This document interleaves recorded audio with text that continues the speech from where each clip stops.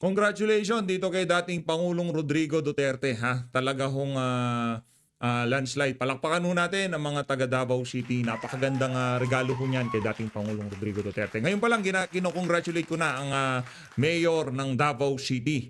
Etong si dating Pangulong Rodrigo Roa Duterte.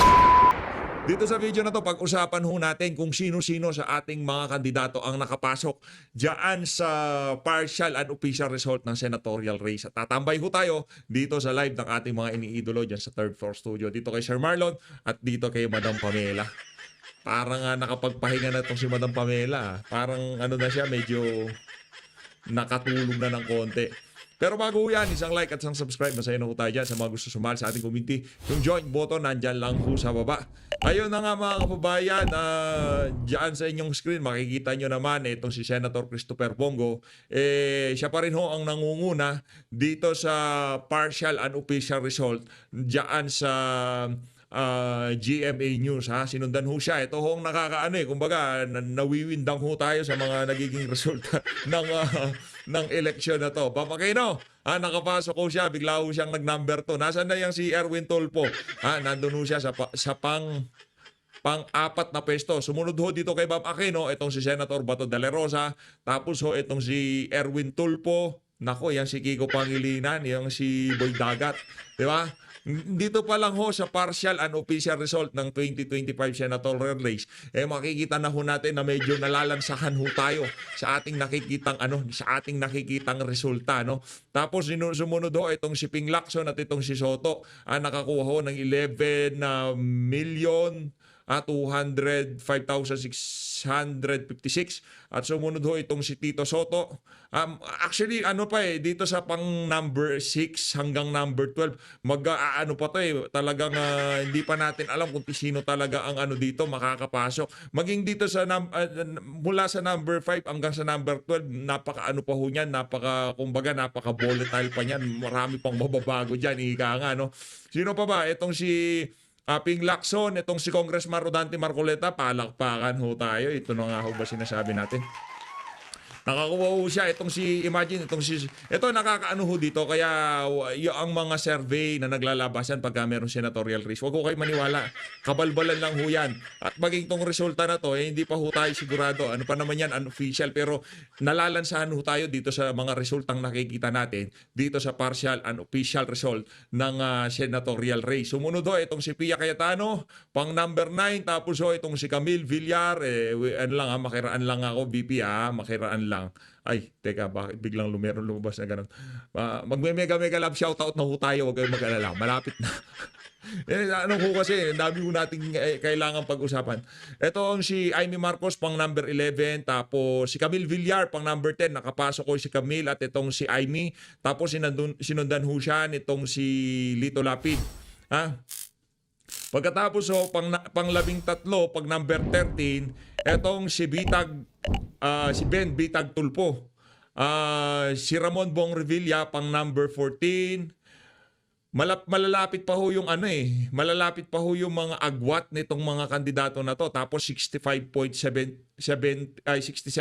pa lang ho ang pumasok diyan sa mga election returns kung tawagin Tapos sumunod ho itong si Benhur Abalos na gumastos ng pagkalaki-laki at nasa panglabing 16 na pwesto. Tapos itong si Busita, sinundan ho siya nitong si Attorney Jimmy Bondoc na nakakuha ng 7 million votes. Si Manny Pacquiao, yes. Namumulat ng ating mga kababayan na itong si Manny Pacquiao hindi dapat pagkatiwalaan. At talagang walang maiaambag na matino yan sa sambayan ng Pilipino. Itong si Senator Philip Salvador. Maganda na yung pwestuhan itong si Senator Philip Salvador kasi imagine, yang si Manny Pacquiao, naging senator na yan, pero tinalo pa siya nitong si Attorney Jimmy Bondoc. Itong si Heidi Mendoza, pang number 21. Naku. Itong si kala ko, Willie William pala. Ito, nakakuha siya ng 6,100,049,191. At sinundan naman ho yan itong si Attorney Vic Rodriguez, medyo malalim, pero tingnan ho natin, abangan ho natin, pero base dito sa dito sa election returns itong pumasok na election returns, na ba to? Votes na sa 40 million na ho, parang masyado na hong malalim to. Pero nalalansahan ho tayo dito sa nakikita nating resulta ng 2025 midterm election ha. Tapos itong si Raul Kabaka Lambino, itong si Attorney Raul Lambino, itong si Kabaka.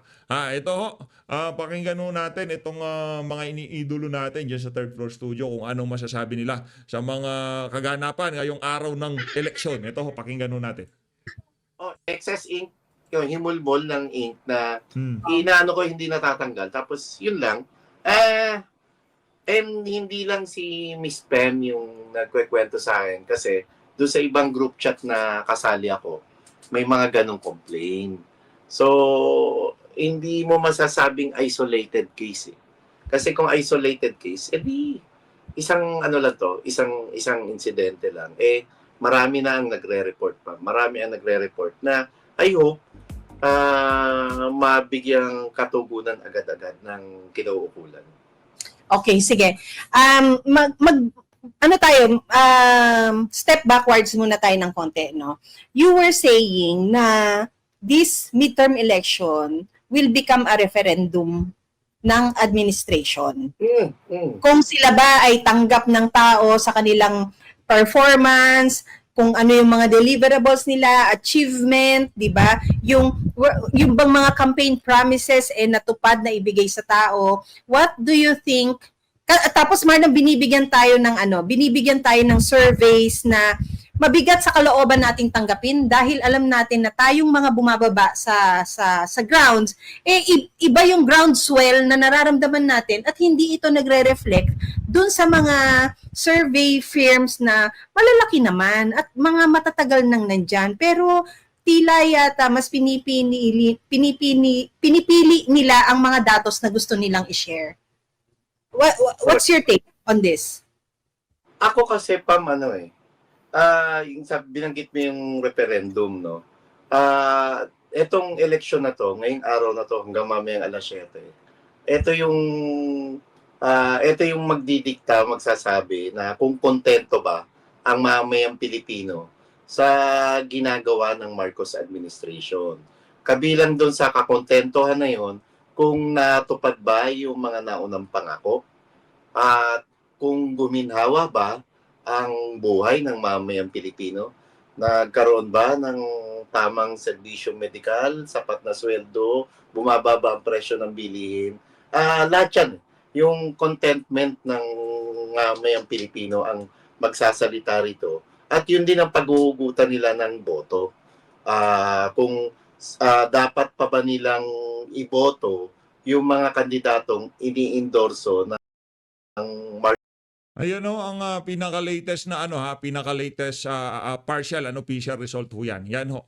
Itong si Senator Philip Salvador, pumasok ho siya sa pang 20. Tapos itong si Attorney Jimmy Bondoc, si Attorney Vic Rodriguez. Ano naman ho to? Parang ang labo naman ho atang mangyari nito. Etong si Heidi Mendoza, biglang natalo. Nanguna pa itong si Heidi Mendoza dito kay Attorney Vic Rodriguez. Parang malabo naman ho atang mangyari yan. Kaya medyo nalalansahan ho tayo dito sa mga nakikita nating resulta dito sa dito sa election na to. Administration o yung mga kandidato.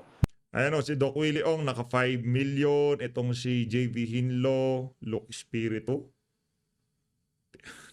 na ini-endorso naman ng Pangulong Rodrigo Roa Duterte na hindi malayong maikumpara kasi alam natin na sobra layo talaga ng pamamahala ng Duterte admin sa kasalukuyang pamahalaan.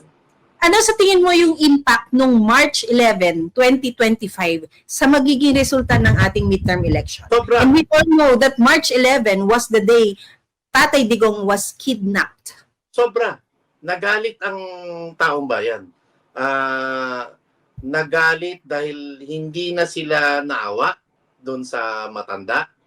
Nagalit dahil hindi nila binigyang respeto at pagkilala ang pagiging mabuting pangulo ng isang Tatay Digong. Nagalit dahil kitang-kita na ang kawalan ng utang na loob ng gobyernong ito na sa kabila ng ilang Pangulo ng Pilipinas ang pinakiusapan nila na ihimlay sa libingan ng mga bayani ang si Marcos Sr., bukod tanging si PRRD lamang ang pumayag para mailibing sa libingan ng mga bayani ang tatay ni Marcos Jr. Tapos ito pa ang sinukli nila at isa pa sa nakakadagdag galit ng mamayang Pilipino, pati nga mga uniform personnel na rin Dahil alam ng mga uniform personnel na si PRRD lamang ang nagbigay ng mataas na sweldo sa kanila, yung mga benepisyo. Tapos ito pa ang isinukli ng ilang mga opisyalis ng pamahalaan na humihingi ng direktang dikta at utos mula sa palasyo ng Malacanang. Actually totoo yan, no, Marlon, pero yung event ng March, yung unfortunate event ng March 11, 2025, no, Marlon, did you see a big change in VP Sara naman?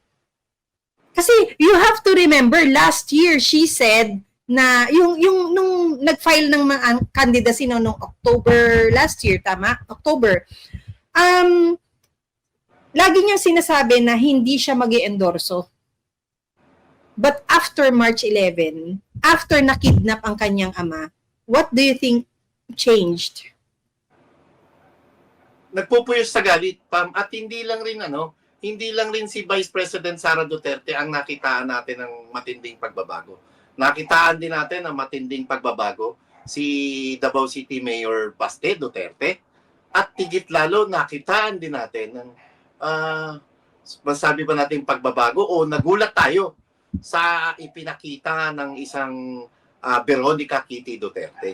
Actually, Makikita natin na talagang Ito, tingnan nun natin itong sa mismong website, ha. Ang pumapasok na ho ng mga election returns nasa 68.76% na ho. Punta ho tayo dito sa national. Sa national itong si Senator Christopher Bongo nangunguna pa rin ho na nakakuha ng 23,800,000. Sinundan ho siya nitong si Bam Aquino. Tingnan ho natin dito sa mapa. Ano ba itong mapa na to? Kung aling mga lugar na ang pumasok, yun ba yun? Hindi. Tapos dito sa party list, Akbayan, nako, itong si Jokno. Akbayan at itong Duterte ito, pumapangalawa, tingog party list, 4 piece. Ito na nga ba sinasabi natin until now, di pa rin educated ang ating mga kababayan na ang mga party list na yan, pagka narinig nyo yung mga 4 piece, hindi naman ho yan yung programa na nanggaling dyan sa DSWD. Kaya dapat itong mga ganitong pangalan, misleading to. Kumbaga, ginagamit nila yung mga proyekto ng pamahalaan dyan sa mga party list na yan para kaagad meron ng name recall kung tawagin. Tapos itong si Erwin Tulfo, 15 million. Itong si Pangilinan Kiko. Itong si Lacson, Congressman Rodante Marcoleta, linamangan na ho. Isipin nyo naman ho yan mga kababayan, paano ho kayo maniniwala sa mga survey, ha? Ito ho si Lacson, ito ho si Congressman Rodante Marcoleta, pero doon sa mga naglalabas ang survey ng SWS, hindi man lamang ho natin makagilap sa number 7, itong si Congressman Rodante Marcoleta. Kung doon sa mga naunang survey, nakita ho natin itong si Senator Philip Salvador, ngayon ho nawawala na ho siya dito sa top 12. Dati nakikita natin siya sa top 13. Kaya naman talagang nalalansahan ho tayo dito sa dito sa resulta. Yan, mga nakikita nating resulta diyan sa 2025 election. Punta ho tayo dito sa local, ha? Ang tingnan muna natin itong Manila kasi nandito ho yung karamihan sa mga palco dyan sa House of Representatives. Itong si Yorme talagang landslide ho siya, palakpakan. Isa ho sa mga talagang gusto nating manalo yan dahil ang si Hani Lacuna aso ho yan, itong si Tambaluslos. Tapos itong si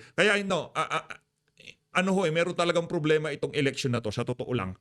Karamihan ng bumoto dito kay Yorme yung mga dala-dala niyang kandidato. Halimbawa, sa councilor, hayaan na ho natin yan. Okay? Ito anak siguro ni Dumagoso to. Sa mga councilor, hayaan na ho natin yan.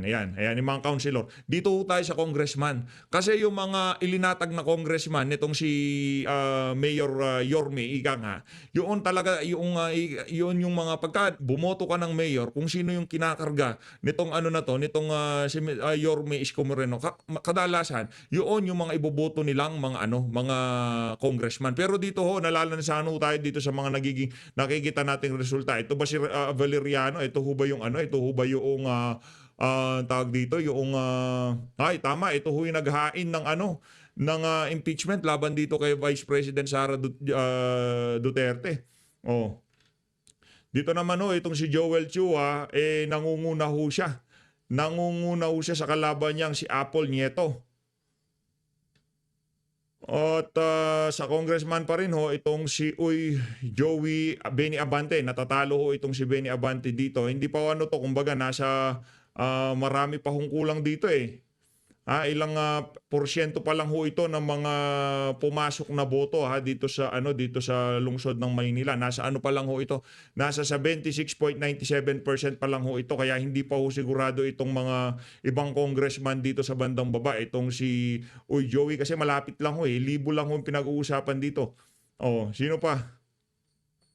Yung mga ano lang ho tayo dito, concern ho tayo dito sa mga kagaya nitong si Joel Chua at saka dito ni Nieto Apple. Ito ho talaga medyo ano ho ito, medyo diskumpiyado ho tayo dito sa nakikita nating resulta na to. No, kita nyo naman ho mga kababayan, itong si Apple Nieto kahit sa social media, kitang-kita ho ano bang panlaban nitong si Joel Chua. Ang dami hong galit diyan.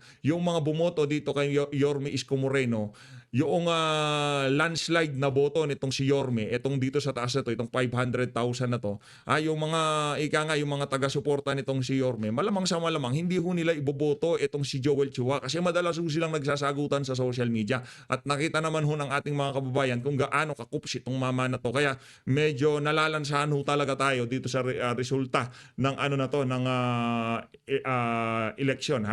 Dito muna tayo. Itong si Senator Christopher Bongo, makidaan muna tayo dito kay Madam Pamela dito. Ayan. Nakakuha na ho siya ng 23,882,819. Ano ba yan? Kiko Pangilinan, tingnan ho natin dito sa number 12. Dito lapid, hindi pa rin ho gumagalaw, no? Siguro hindi na ho ito gagalaw kasi nasa 70 pag dito sa senatorial, ang election results na pumapasok ay nasa 76%. Dalangin na lang ho natin yung mga nasa yung mga nasa Davao region, yung mga nasa Southern Visayas at sa Mindanao hindi pa ho pumapasok. Pagka yun pumasok at tingnan ho natin. Sana makapasok po yung iba nating mga kandidato kasi medyo malayo na ho. Halimbawa, itong si Atty. Jim Bondok. Ano ba yung itong si Atty. Jimmy? 9,300,000. Itong si Lito Lapid, 11 million. Bong Revilla. Naku, mahirap po ito. Kasi mag-aangatan muna yung nasa taas niya bago siya umangat sigurado eh. Revilla Willie, hindi makakapasok to, masyado ng malalim. Pati itong si Atty. Vic Rodriguez, tagilid ho tayo dito. Atty. Raul Lambino, itong si Tolentino. Itong si Tolentino, linaglag ho talaga ito ng alyansa, sa totoo lang. Linaglag ho ito ng alyansa. Hinlo JV, Honasan, Gringo, Espiritu, at itong si Gringo Honasan, parang malabo naman ho tayo. Kaya ano ho ito eh, kumbaga, ito na nga ho ba sinasabi natin? Medyo tayo ho dito sa PH Update, dito sa mga, base dito sa mga resultang naglalabasan, medyo diskumpiyado ho tayo. Balik ho tayo sa local, punta ho tayo sa dito sa province ho tayo, province ng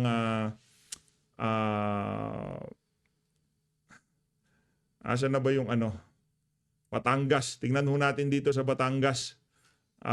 Sa Batangas. Governor si Vilma, nangungunaw ito si Vilma, tapos doon ho tayo sa mga mga congressman, Leviste, Luis Trajinki, nako. Gumana yung mga ayuda nitong si Luis to. Yung strategiya ho nila talagang gumana, gumana. At yung hindi pa ho natin alam kung ano ba talaga ang mga anong nangyari dito, si Abu. Wala, 660,000 lang siya. Itong si ano. Ganyan ho kalabo ang ano na to, itong mga ano na to, itong mga congressman. Ang iingay ho nila, minsan hindi man ho sila umabot ng 200,000 boto, ha? Nasabi lang na rinirepresenta nila ang isang region sa ating bansa, pero nagugulo ho nila ang buong Pilipinas. Ganyan ho, yan si Martin Romualdez, gano'n ho ba karaming boto ang kailangan niya para maging congressman? Ang konti lang ho mga kababayan. Pero kaya niya hong guluhin ang buong Pilipinas. So, sino pa hong mga nandito? Levis de Marc, Burgos, Umali, Rector Ryan Christian.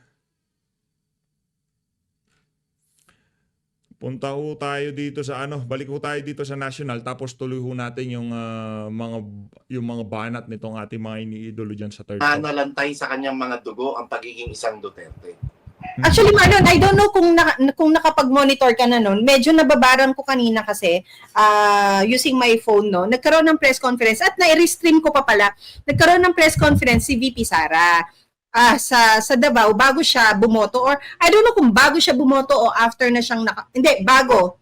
Kasi parang wala pa siyang ink sa kamay niya. I don't know. Where also she was asked ng isang reporter na tungkol kay Kitty, kay Veronica Duterte, no, sa bunso nilang kapatid. And she said na she was also surprised na yung bata nakakitaan niya ng confidence doon nung sila ay magkasama sa The Hague. Kasi daw, it started when nung pagkalabas nila doon sa detention room ni Tatay Digong, no, na sinabi niyang, samahan mo ko doon sa mga tao nga na nag-aabang sa kanila. And then, normally, she said, sa edad na 21, yung tatanggi ka, syempre, may hiya ka, yung parang, ayoko, yung gano'n, nahiya ako, yung ganyan. She didn't say a word daw, si Kitty, tapos, sumunod lang siya sa ate niya. Doon daw naglaro sa isip niya na meron talagang potential yung bata na maaaring sumunod sa kanilang mga hakbang or di ba, she's just being a Duterte. Dugo ng isang Duterte ang nalanalaitay sa kanya. And the child speaks highly of her ate, of especially Baste Duterte, dahil I think mas close yung dalawa, no?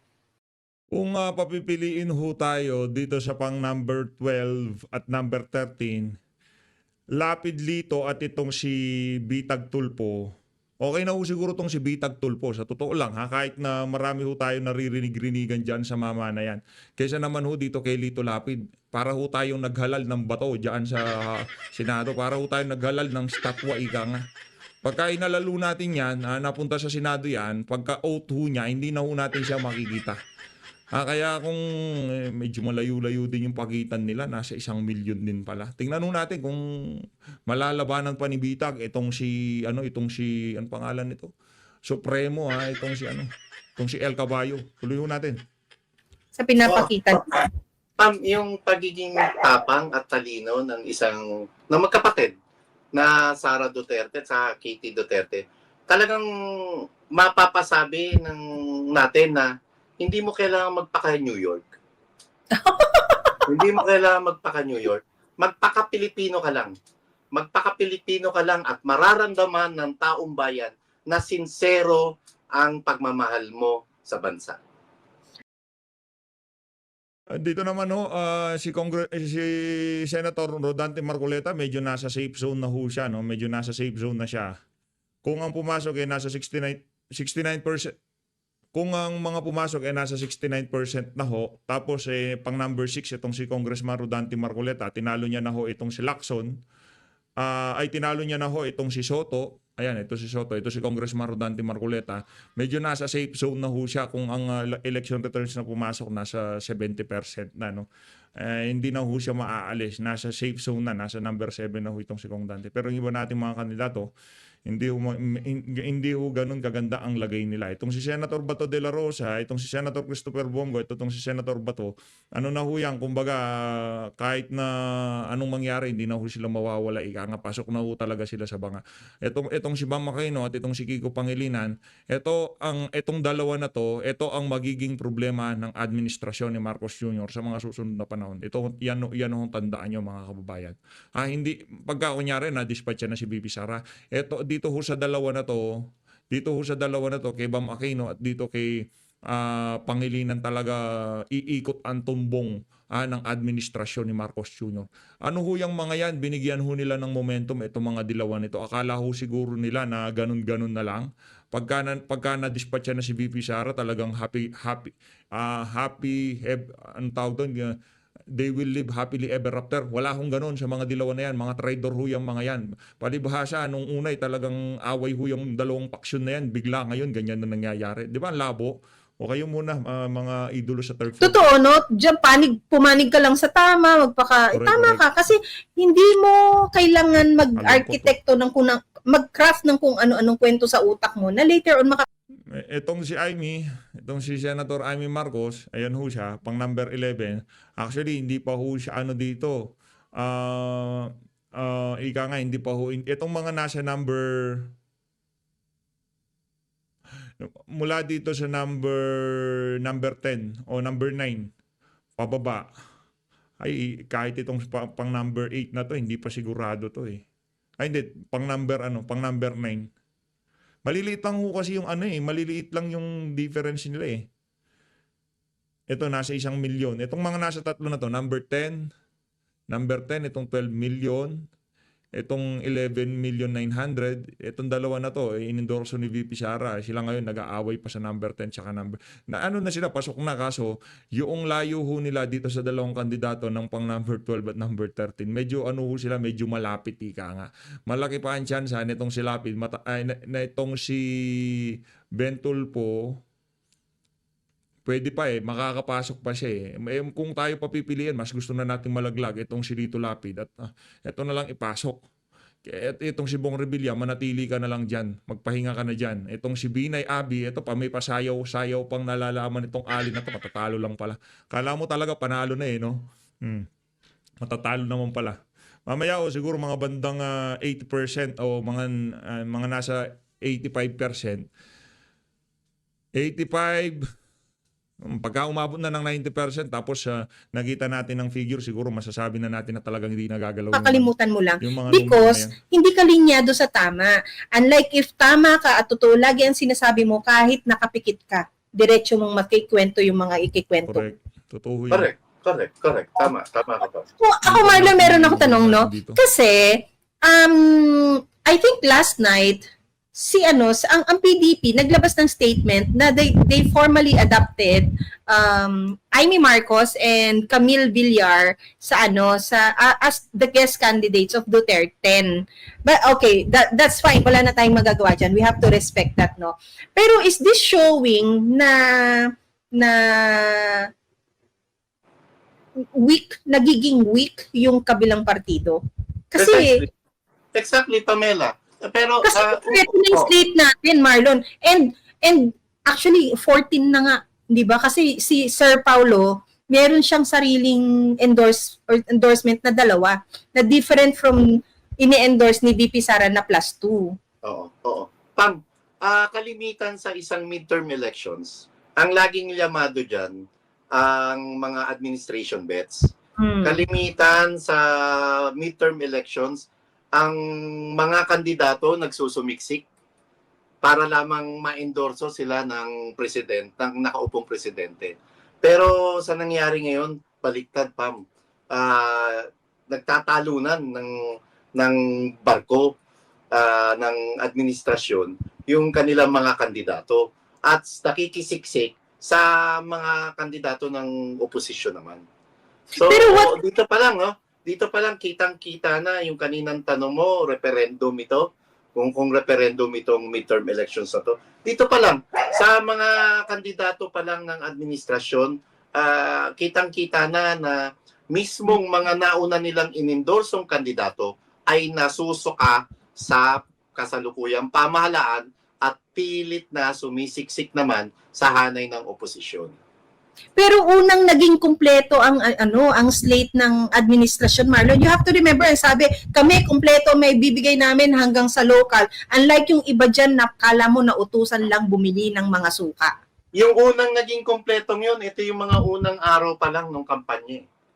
Pero along the way, dahil siguro, i-assume natin na along the way may nakikita hindi tama itong dalawang kandidato dati ng administrasyon, kaya nagja-jump ship sila. Lumilipat bakod sila. At inaabandona, hayagan nilang inaabandona yung ticket ng administrasyon. Kasi in how many hours left, Marlon? No, it's already 5:30, no? 6:30, 7. In an hour and a half, sakto ba nagsasara ng 7 o'clock or ine-extend pa yan? Sa tingin ko naman, sakto, madidelayed lang ng mga ilang minuto. Tapos, the results will start to come in, no? Hopefully. Ang pagkakaalam ko, unahin yata yung mga overseas voters, tapos yung absentee voters. And katulad na sinabi ko kahapon, Pam, interesting yun. Alam natin ang OFW votes, pabor na pabor sa Team Duterte.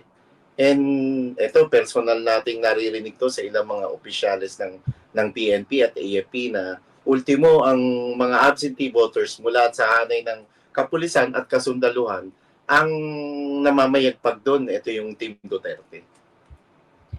Sa tingin mo At saan? maraming tagahanga ron si Attorney Vic Rodriguez. Actually, no. Ano naman yan Marlon? First hand nating naririnig. Yes. First hand din natin silang nakakausap, di ba? And makikita mo kasi ang isang tao kung binobola ka, Marlon. No? Yung mga pagkakataon na itong mga taong to ay nakaharap natin, unang-una, hindi ka lalapitan yan para mag-express ng kanilang suporta sa'yo kung hindi ka nila gusto. Pero the mere fact na binabaran ka, inupuan ka, kinausap ka, nakipagkamay sa'yo, at alam mo yon, abot kamay ang kanilang talagang pagsaludo and all. So that is very telling na yung suporta, na merong silent majority. Can we say that? Tama. Kasi Pwede. Ang mga uniform personnel, Marlon, parang lagi silang sinisikil na hindi sila pwede mag-express, dapat doon lang sila sa side ng administrasyon and all. So, I think, dyan pumapasok yung, may term ka na hindi protest vote, emotional vote? Emotional vote, Yes, dyan lalabas yan Yung paninikil nila sa'yo, parang ilalabas ko dito sa balota ko. Ito ho, may base dito sa ating nakikita na to dito sa Davao region halos yung iba sobra sa kalahati pa lang ho yung mga pumasok na mga election returns, no, kaya meron pa ho sigurong chance nasa 50% pa lang kasi kaso ang problema ho, nakita na rin ho natin kung gaano makarami yung mga registered voters dito sa mga lugar na to. Konting-konti na lang ho siguro magiging galaw nung mga nasa baba. Kung aangat man sila, abangan na lang ho natin mga kababayan. Nasa pa lang, halimbawa dito sa Davao Occidental, nasa 57.82% pa lang ho yung mga election return na pumapasok. At sa Davao de Oro naman ho, nasa 54.62% pa lang ho. Medyo madami-dami pa ho yung kulang, no? Bali yung karamihan ng kulang nasa nasa bandang Mindanao. Davao del Sur nasa Davao del Sur nasa 68.72% na ho. Ano yung muna natin itong mga sa Davao, tingnan ho natin City of Davao. Dito sa City of Davao nasa 74% na ho, 73.49%. Tingnan mo natin medyo pa ho tayo. Sana no, medyo tumaas pa ho yung iba nating mga kandidato, lalo na yung talagang mga nasa nitong si dating Pangulong Rodrigo Duterte. Pero yung mga inendorso ng PDP laban, yaang si Camille Villar, itong si Congressman Rodante Marcoleta, itong si Senator Bato, Senator Bongo, Senator Rodante Marcoleta, Senator Camille Villar, 4 na ho yun. Itong si Amy Marcos, wala naman yun, hindi naman tayo sigurado dyan na ali na yan. Diba? Kaya kung mapasok man yan, pagka napasok yan, tingnan na lang natin kung ano gagawin niya. Pero sigurado tayo, magpaparinig lang ho yan. Yung ginawa na lang ng PNP dun sa KOJC, Higit lalo yung ginawa ng PNP kay Tatay Digong. Majority sa mga mabababang ranggo sa kapulisan ang nagagalit, naghihimutok at naiinis kung bakit ganun ang ginawa ng kanilang pamunuan. Ang masaklap lang, wala silang magawa dahil Lumayo na ho ang agwat nitong si Lapid at nitong si Bitag Ben, no? From ilang daang libo lang ngayon. Nasa 1 million na ho yung ano nila, yung agwat nila. No, pero kung tayo tatanungin, Lito Lapid, kung talagang wala, yan ang magiging resulta nitong ano na to. Nitong election na to. Actually patapon ho lahat ito eh. Itong si Lapid, Tulfo, at itong si Revilla, wala ho ito, patapon ho ito para sa atin, no. Ito pa lang, nandito pa lang sa pang number 17. Tingnan ho natin kung magkakaroon ng changes dito sa sa mga susunod na oras dahil ano pa lang ho ito eh. Nasa 70%, 70.8% na ho. 70.08% na ho ang mga pumapasok na election return. Ha? Abang-abang lang ho tayo, meron pa hong 30%. Malay ho natin na meron makasungkit pa ho tayo ng isang pwesto. Ito si Pacquiao, malaki po pasalamat natin, di na ho siya makakapasok. Pero itong si Attorney Jimmy Bondoc, sana. Itong si Attorney Vic Rodriguez, medyo malayo kasi nasa nasa 3 million votes pa ho kailangan para makapag-climb ho siya dito sa at least pang number 14, number 13.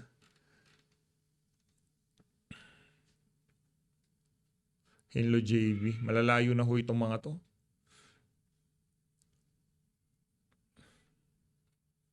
Pastor Kibuloy pang number 31. Parang hindi naman ho ata makatotohanan. Hindi ho makatotohanan ito. Hindi ho makatotohanan. Para sa atin malaking kabalbalan itong mga resultang nakikita natin na to. Ang dating parang binibigyan ho tayo ng pampalubag loob eh, no? Yung tipong, sige, papasukin natin itong si Marcoleta dahil alam mo nila magwawala ang sambayan ng Pilipino pagka hindi nakapasok itong mama na to eh. Parang binigyan ho tayo ng 1, 2, 3,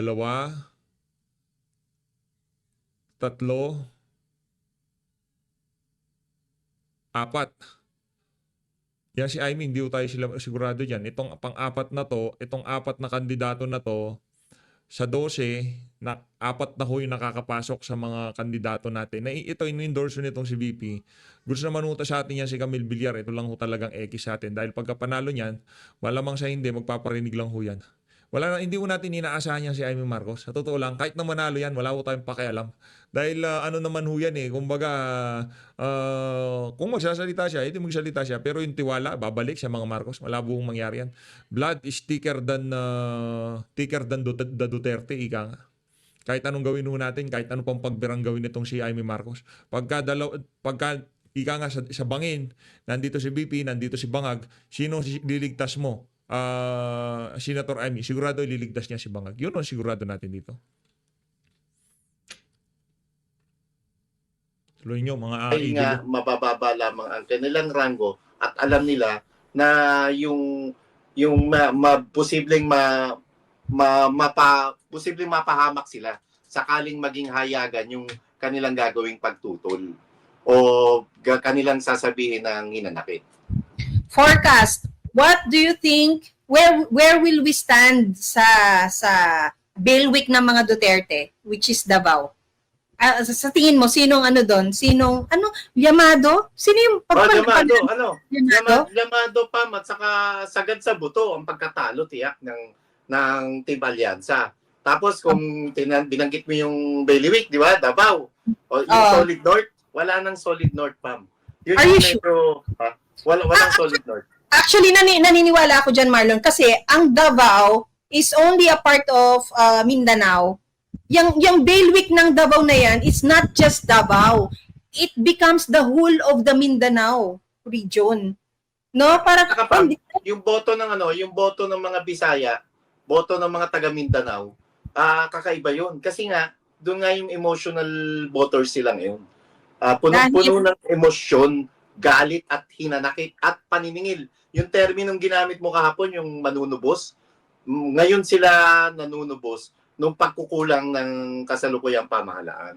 At nakita natin ang nag-uumapaw na suporta ng mga Mindanaoan sa mga Duterte noong nagkaroon ng Solidarity Walk and Kasi masyadong malabo yung resulta kasi kung yung Davao region, ito kung tinitingnan natin kanina dito. Kaya talagang chine-check ho natin kung aling lugar na ba sa Mindanao yung nakapagpadala na ng mga election returns. Kaya ho natin tinitingnan kasi maliwanag pa ho sa sikat ng araw. Maliwanag pa ho sa sikat ng araw na yung mga taga Davao, mga taga Mindanao, Duterte lang ho ang binoto ng mga yan. Ngayon, kung pumasok yung mga taga Mindanao at hindi gumalaw yung mga pwestuhan ng mga kandidato nitong si dating Pangulong Rodrigo Duterte, ika nga alam na dish. Alam na dish. Pagka yung pumasok yung mga nasa Davao region, nasa Mindanao. Kunyari itong mga to, pagka pumasok to, nasa 58%. Kasi solid ho yan sigurado magba-block voting ho yung mga yan. Dahil doon sa ginawa nila dito kay dating Pangulong Rodrigo Duterte. Kakalungkot. Pero hindi ho tayo natutuwa dito sa mga nakikita nating resulta. Sa anong kadahilanan? Dahil nakakaamoy ho tayo ng malansang mga galawan dito. Nakakaamoy ho tayo ng malansa. Hindi yung mga pwestuhan ng mga kandidato hindi ho nakabase doon sa sigaw na naririnig natin sa karsada at sa social media. Hindi ho akma. Hindi ho akma yung nakikita nating resulta ngayon dito sa dito sa resulta ng botohan. Tuloy nyo, mga idolo. doon sa Davao, di ba? Yung talagang dinumog ng napakaraming tao ang Davao. Birthday ni PRRD pala yun, tama ba? Yeah, March 28. Oo. Oo, yun, di ba talagang lahat ng eskinita, lahat ng main roads, pinuno ng mga, na hindi lang Davaoenyo, Marlon, na may mga bayan na dumaayo pa. Correct. At hindi lang sa Davao yun, Pam. Kasi sa Iloilo, may nangyaring malaking rally. Sa South Cotabato, may nangyari rin malaking rally. Ganon din sa Cebu. At syempre, dito sa Manila, sa Metro Manila, at doon natin nakita ultimo yung mga riders, di ba? Na talagang sumusugod sa paanan ng Mindiola Bridge. Marlon, ang mall opening na ribbon cutting ang sinisigaw Duterte. Ang graduations, Marlon, pagkahagis mo ng toga mo, ang sinisigaw Duterte. Tapos, may napanood pa akong, Marlon, parang isa siyang malaking pool area na ang sinisigaw ng mga nagsiswimming, Duterte. Parang it became a very famous song na yung chant ng Duterte, naging song siya na na-LSS ang maraming tao. Binanggit mo yan, no? Sa advertising world. Ito ho kasi, hindi ho, kaya yung ibang taga-alyansa, ito sa lang natin to, kumbaga, conspiracy theory. Conspiracy theory lang ho natin to. Anong nangyari ho talaga dito, mga kababayan? Yung sibling mali ako, malamang 100% mali ako dito. Pero bear with me, ika nga. Ito ay dala ng kung napakaraming pumapasok sa utak. Kasi kung sakaling halimbawa itong listahan ng mga kandidato na to, hanggang sa number 12, ito. Pakita ko sa inyo, mga kababayan. Halimbawa, kaya ito, rig ho ito. Maniwala ko kayo sa akin, rig ho itong election na to. Si Bam Aquino at itong sa Pangilinan, wala ho sila dyan sa pwestuhan na yan. Hanggang sa ngayon, galit pa rin ho ang ating mga kababayan dito sa mga Pinklawan at Tilawan na to. Ano ho bang nangyari kung bakit bigla ho silang nakapasok? Kasi nagkaroon ho talaga ng dito, nagkaroon ho ng hocus-pocus. Yung ibang mga kandidato ho nila, hindi ho nila pwedeng ilagay dito sa pwesto nitong si Bam Aquino at nitong si Kiko Pangilinan. Kung sakali ho kasi, magkakaroon ho, magiging obvious yung mangyayaring dayaan.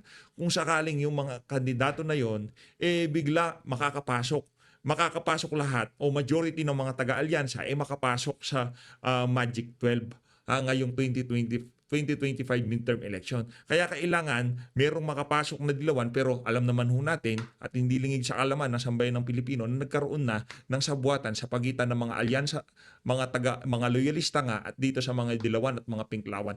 Ano ho yung kumbaga conspiracy theory, kung sakaling mandaya sila na ilalagay nila lahat ng mga taga-alyansa, masyado sila magiging obvious. Paano kung humugot sila dito sa mga dilawan na to, na kung saan ay meron na napag-usapan na i-impeach itong si VP Sara? Para hindi maging halata na talagang, di ba? Laglag na yan si Abalos, laglag na yan si Revilla. Di ba? Ano hong nangyari ngayon mga kababayan? Bigla itong si Bam Aquino, nagpangalawa ho siya. Ano bang nagawa nitong si Bam Aquino? Itong si Boy Pagpag, ano ho bang ginawa? Ang gagawin ho ni Bam Aquino at nitong si Kiko Pangilinan pag nakapasok sa Senado, wala ho silang gagawin kung hindi manggulo. Wala akong gagawing matino yung dalawa na yan. Yang si Boy Pagpag, magpapagpag na magpapagpag. Yan ang sinisigurado natin. Tuloy nyo mga idolo. Pagka ganitong campaign, pag ang jingle mo, campaign jingle mo ay LSS o Last Song Syndrome, yung mga tao, iba impact nun. But mas mabigat na impact pag yung mga bata na ang nagsasabi niyan.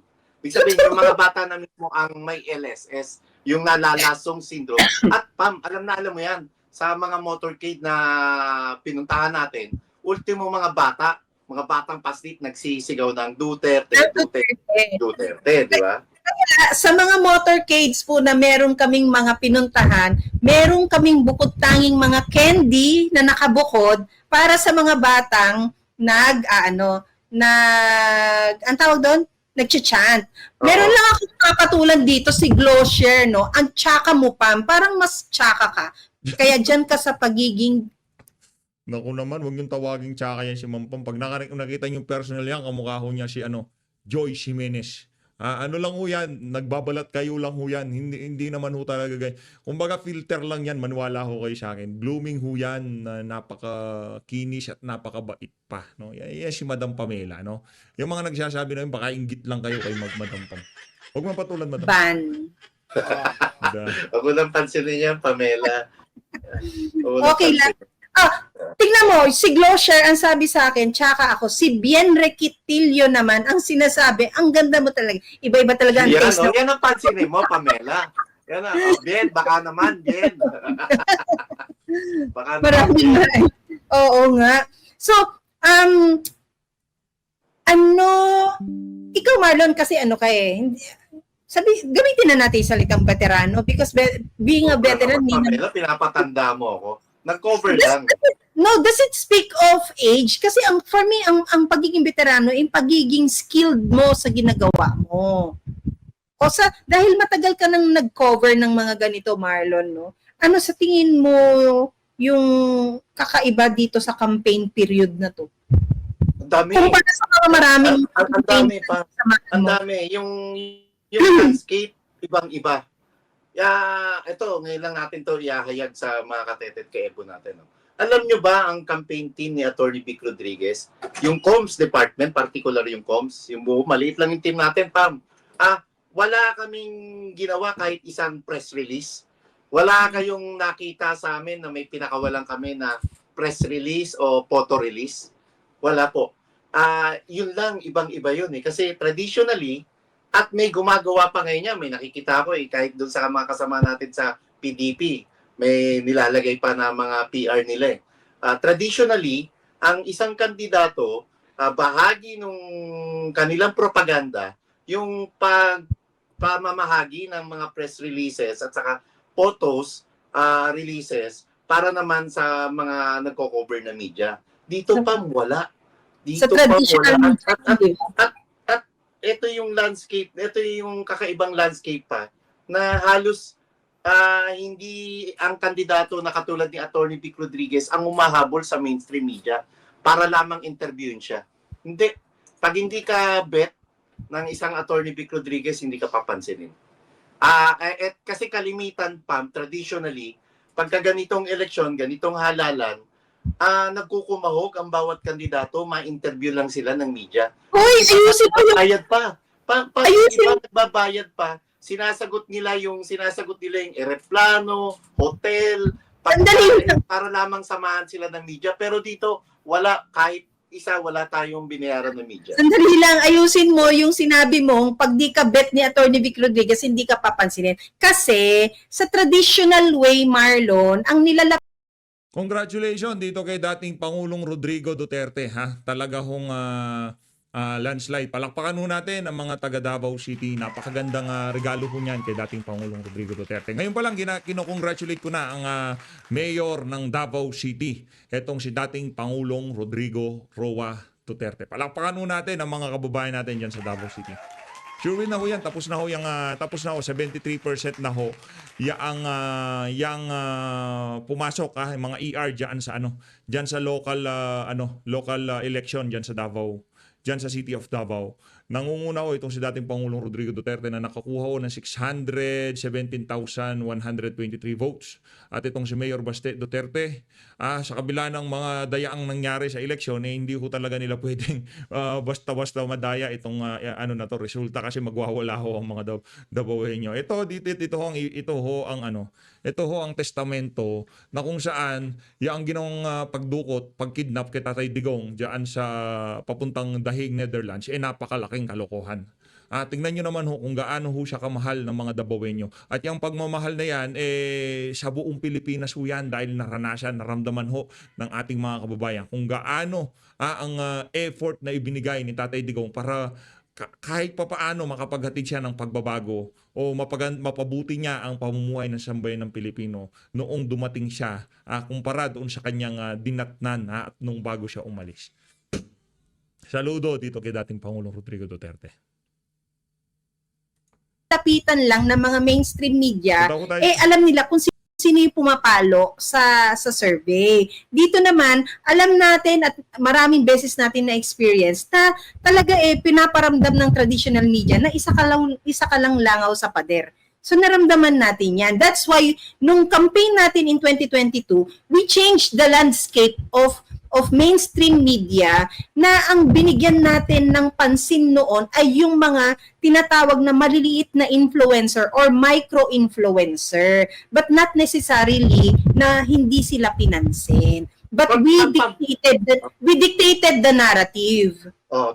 Ganito yan. Ibig sabihin na hindi ka bet. Pag alam ni Attorney Vic na ang pakay mo, isa kang mainstream media, ang pakay mo, kunan lang siya ng soundbite na ikakakanal niya, ba't siya sa patibong?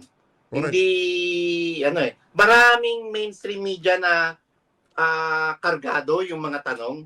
Maraming mainstream media na i-interviewin lang ng isang kandidato para lamang makanal nila yung isang kandidato na may napapabor sa naratibong gugustuhin ng mga amo nila at mga boss nila.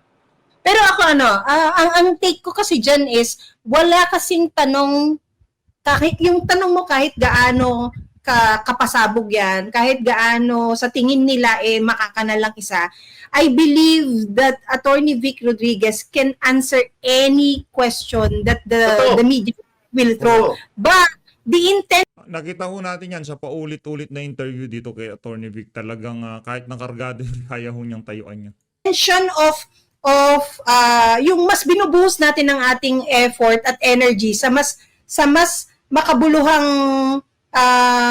channel is because we want to really put out there kung ano yung naratibong mas diretsong alam niya. Hindi yung naratibong lalaruin at kakalikutin lang ng mga minsan mapagsamantalang mainstream media. Totoo pa, bakit magsasayang ng oras, laway, ang isang Attorney Vic Rodriguez kung alam naman niya yung i-interview sa kanya ay hindi rin naman gagamitin na papabor sa kanya na hindi papabor sa administrasyon nito. Maraming mga media personalities pasintabi sa mga kasamahan ko, no? At alam naman nila to, existing to, nangyayari to. Marami sa mga media ang nagko-cover ko, no, mga nagsasayang ng pagod oras, pero ang binabalita lamang nila yung ikapapahamak ng hanay ng oposisyon o ng Team Duterte. Pagka sa tingin nila na nababatikos na ng sobra-sobrang administrasyon ni Marcos, hindi nila papansinin nila yun. Magiging double standard na yung pag-aanggulo nila sa isang balita. Well, ang pinaka-bottom line kasi dyan is yung pag hindi nila gusto yung naririnig nila, hindi rin nila ilalabas. Kaya minsan, we already assume that it Ayun na nga mga kababayan, nagkamali tayo ng refresh. Dito na ho natatapusin ang ating reaction video. Abangan lang ho natin ang mga susunod na kaganapan, pero tayo dito sa sandali na to, hindi pa rin ho tayo nawawalan ng pag-asa. Gusto pa rin ho nating manalo yung ating mga kandidato base doon sa ating nakita yung mga boto sa bahagi ng Mindanao, hindi pa ho talaga lahat pumasok dito sa oras na to. Kung napanood nyo to, tapos na ho ang eleksyon, malamang sa malamang, alam nyo na ho kung ano yung naging resulta. Tayo ho, hindi pa ho talaga natin alam ngayong mga oras na to. So Luis, maraming salamat ho sa pag-support sa PH Update. Mag-ingat ho kayong lahat. Mahalin natin ang Pilipinas. Congratulations dito kay Tatay Digong. Maraming salamat sa mga kababayan natin sa Davao. Napakaganda regalo niyan. Napakagandang yung pagmamahal talagang ipinakita nyo dito kay dating Pangulong Rodrigo Duterte. Isang beses pong palakpakan sa pagkapanalo nito si dating Pangulong Rodrigo Duterte. Mabuhay! Mabuhay! Mabuhay!